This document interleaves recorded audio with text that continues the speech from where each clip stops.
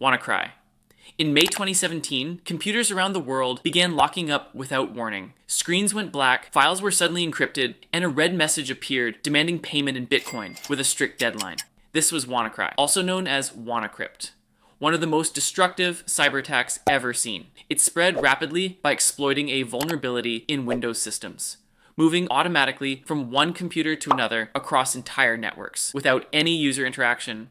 Within hours, hospitals, schools, businesses, and government offices were affected. Many were forced to shut down critical systems completely. Once inside a computer, WannaCry encrypted files, documents, and photos, making them completely inaccessible. A countdown timer warned victims that their data would be lost forever if they didn't pay in time. Although even paying offered no real guarantee of recovery. What made WannaCry especially dangerous was how silently it spread. Systems that weren't updated with security patches were the most vulnerable, allowing the attack to move quickly through outdated networks and cause widespread disruption. The outbreak was eventually slowed when a security researcher discovered a hidden kill switch in the code. But by then, hundreds of thousands of computers across more than 150 countries had already been infected. I love you. In May 2000, an email started spreading the subject line, "I love you." It felt personal, harmless, almost impossible to ignore. Attached to it was a file named loveletterforyou.txt, but this wasn't a normal text file. It was actually a Visual Basic script, cleverly disguised to trick users. The moment it was opened, the script ran instantly. It began copying itself across the system with no warning. Once active, the virus started overwriting files, images, documents, and other important data, all replaced with copies of itself. Personal content? Completely destroyed. At the same time, it accessed the user's address book and sent the infected file to every contact it could find. This allowed it to spread rapidly from one inbox to another, without any action from the user. What made it especially dangerous was its simplicity. It didn't use complex system vulnerabilities. It relied on human trust and curiosity. Because the email looked familiar and personal, people opened it without thinking. Within days, millions of computers around the world were infected. Organizations had to shut down email systems and isolate networks just to control the damage. The result, billions of dollars lost, and one of the fastest spreading viruses in history. Bonzi Buddy. In the early 2000s, an application called Bonzi Buddy started appearing on home computers. At first glance, it looked harmless. A simple desktop companion designed to help users browse the internet, tell jokes, and manage basic tasks. Bonzi Buddy would greet you when you turned on your computer, offer tips, and sometimes even sing songs. With its cartoon voice and wiggly animations, it felt more like a quirky friend than a threat.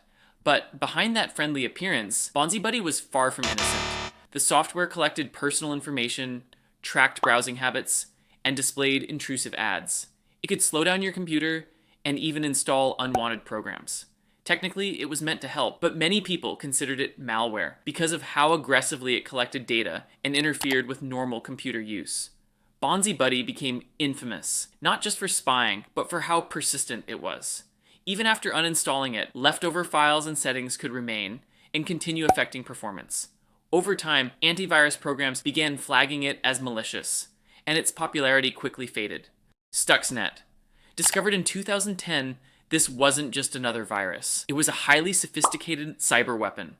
At first, it looked like complex malware, but it had a very specific goal: to target industrial control systems used in critical infrastructure.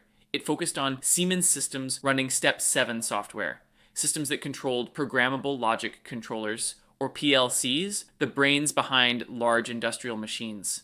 Once inside, the malware altered PLC instructions targeting centrifuges in nuclear facilities, machines that spin at extremely high speeds.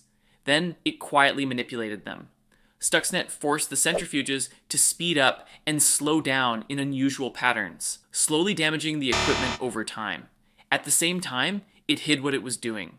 It sent normal readings back to monitoring systems, making everything look stable while the machines were being pushed toward failure.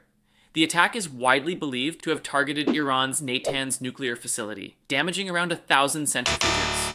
What made Stuxnet truly alarming was its complexity. It used multiple unknown vulnerabilities and highly advanced code, suggesting involvement from nation-level actors often linked to the United States and Israel. CryptoLocker. In 2013, a ransomware called CryptoLocker began spreading across computers worldwide, quickly becoming one of the most notorious cyber threats of the decade.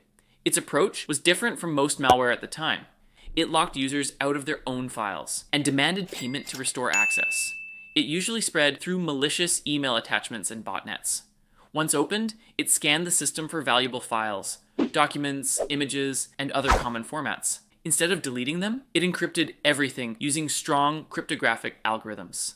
After that, a message appeared on the screen, telling the victim their files had been locked. To get access back, they had to pay a ransom, usually in Bitcoin or prepaid vouchers, in exchange for a decryption key. A countdown timer added pressure, warning that if time ran out, the files could be lost forever. What made CryptoLocker so dangerous was its powerful encryption. Without the unique private key stored on the attacker's servers, recovering the files was almost impossible. This left victims with a tough choice: lose everything or pay the ransom. The attack spread quickly across hospitals, workplaces, and personal computers. Eventually, international law enforcement agencies managed to shut down its infrastructure, including the botnet that helped it spread. MyDoom. In early 2004, this worm appeared and quickly became one of the fastest spreading email viruses ever. It didn't rely much on user action.